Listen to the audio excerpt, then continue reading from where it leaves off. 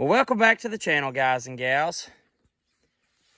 The video, I guess, is going to be titled Garden Part 2, but I just wanted to throw this in here too. My Exmark that you all seen, I guess it was last year. I bought that thing probably, I don't know, been going on 3 years now, and it was starting to get quite a bit of wear on it. I found this one about probably an hour and a half away from home. It's about a 2015 or 16 model. Never has been used commercially. It was bought new by a guy who bought it to maintain his property. Ended up selling it to a boy that wanted to start into lawn care. He bought it, didn't really like it, and he was just getting out of mowing completely. So went up, worked out a deal. This is a first for me too. I've never had a fuel-injected lawnmower. Has no carburetor and has no choke. So it's pretty wild. Of course, you know, fuel injection's been around a very long time, but it's kind of a newer concept on lawnmowers. I'm curious to see how easy on fuel it is compared to my other one.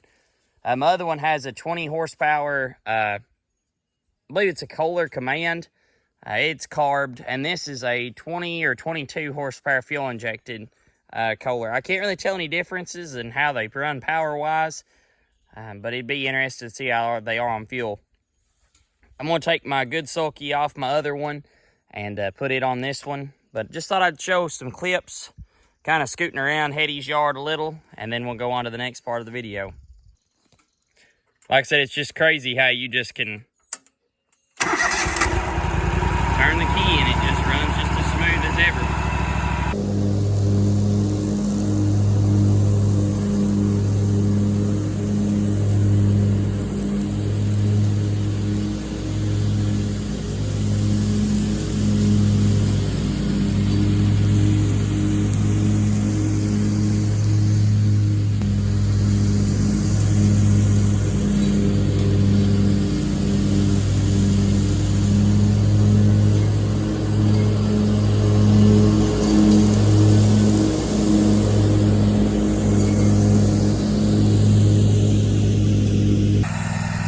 Well, I can go ahead and tell you, this type of sulky sure beats walking, but it's low-key kind of junk. I've also noticed this one seems a little bit lighter in the front end than my other one. You may have noticed in the first part of the video, it wanted to kind of come off the ground. But like I said, I love it. I like it. Something a little different, something a little newer. I'm not even really used to running one that's not wore out. Mine, you about had to go up to 6 just to get it to pull at any speed. And this one I've just been running at 3 and 4, and it's been pulling awesome. All right, well, we have that job done. Now let's get to the garden part, and I'll show you kind of what we're working with here. Here's what we're working with to work up our garden. I've had this thing hooked up for, shoot, I don't know, probably a month now. It's one of those Chef Boyardee rotillers. It's made in Italy. I couldn't even tell you the brand of it, but I think it's the only piece of equipment that my grandpa ever bought new. We've got it hooked up to the brown. It's really too big for this, but just wanted to switch it up. So we're gonna head on over to the garden and I'll show you how it works. And knock on wood, this has probably been one of the most reliable pieces of equipment that I own.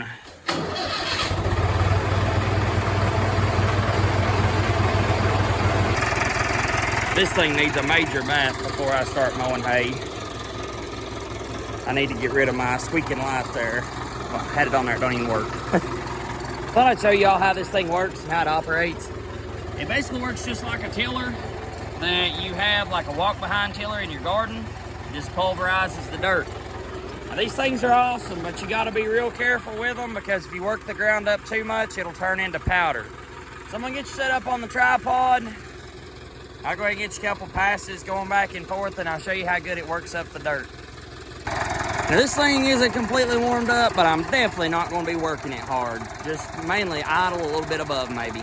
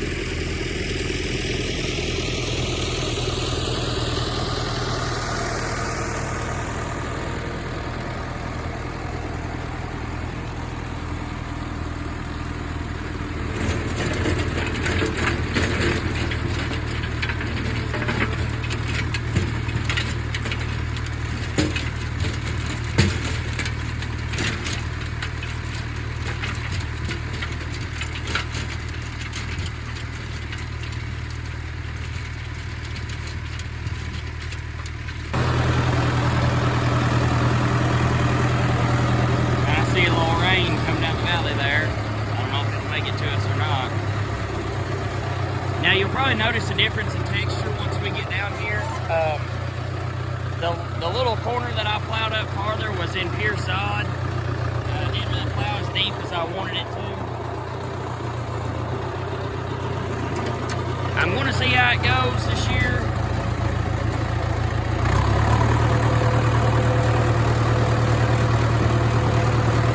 If it doesn't do good, we'll just have to do something a little bit different.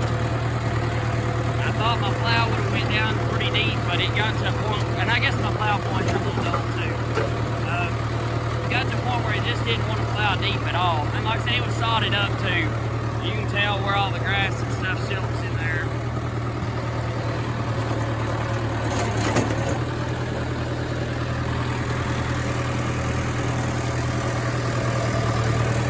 Just a little update on the hay crop here.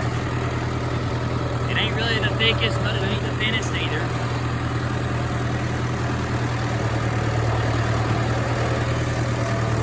Kind of just thank the good Lord for what we get and just go on. I told Dad I'll mow it anyways, whether it's short, tall, thick. Speak of the devil. There he is over there wearing out that weed eater.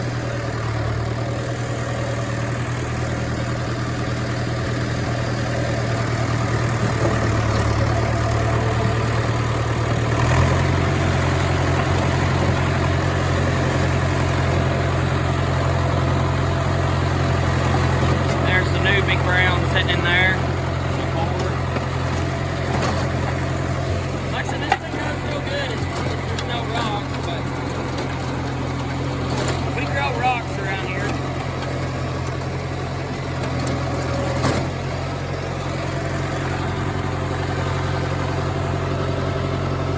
There's kind of a view of the hayfield right there.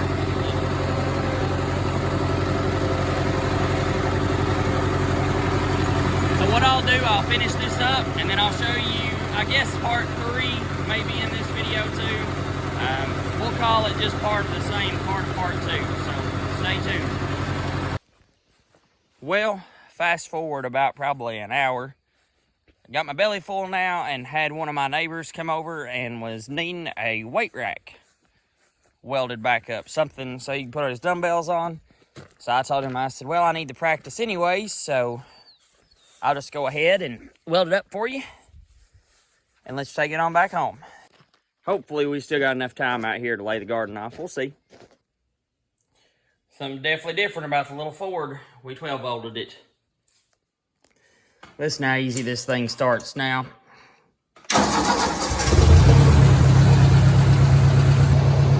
You just definitely can't crank it long.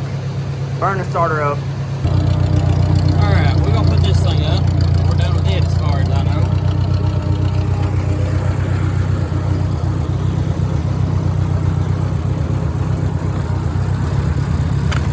Oh yeah, put us a new amp gauge on here to make sure it's charging. Still needs a good bath. I swear, I know it's a hunk of junk, but I love that old tractor. I love this one too. Old tractors just make my heart happy. Comment below if they do too. And comment below what your favorite old tractor is. Could be one you have, could be one you don't have. But one of my dream tractors is a 630, either tricycle or wide front John Deere with a 3-point hitch and hydraulics. Alright, I want to use some of that YouTube magic. We're going to unhook the plow and be hooked right up to the cultivators. Man, I like that YouTube magic. I wish I could do it all the time, even when I wasn't making a video. We're going to hook up these sway bars, and we're going to make sure that we're level just right. Now, I said earlier in the video about hooking up a set of cultivators. Technically, these are cultivators, but they have been transitioned to a set of layoff plows. And what layoff plows do is they make your rows for your garden. Now, these layoff plows are set perfectly for the rows for this tractor. And these cultivators to straddle a row and cultivate both sides. So the way they're set needs to be just right. Well, what we're going to do, we're going to get you set up on the tripod again so you can kind of get some views going back and forth. Let me see if I can zoom. I don't know if I can't zoom in on the selfie. I was going to tell you, it's man, look at the little Ford. Pretty straight little old tractor. I like it. But I'm going to go ahead and get you set down and let you get some footage of what I'm doing here.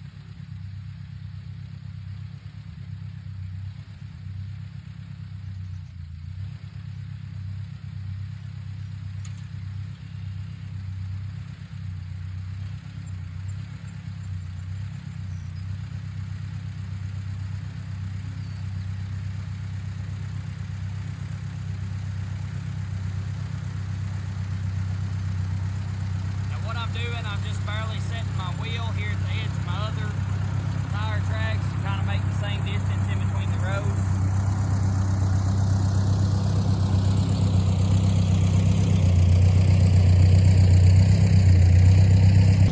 Now the next step of the garden is going to be planting it, so stay tuned. I'd like to get my cucumbers, corn, beans, tomatoes, potatoes.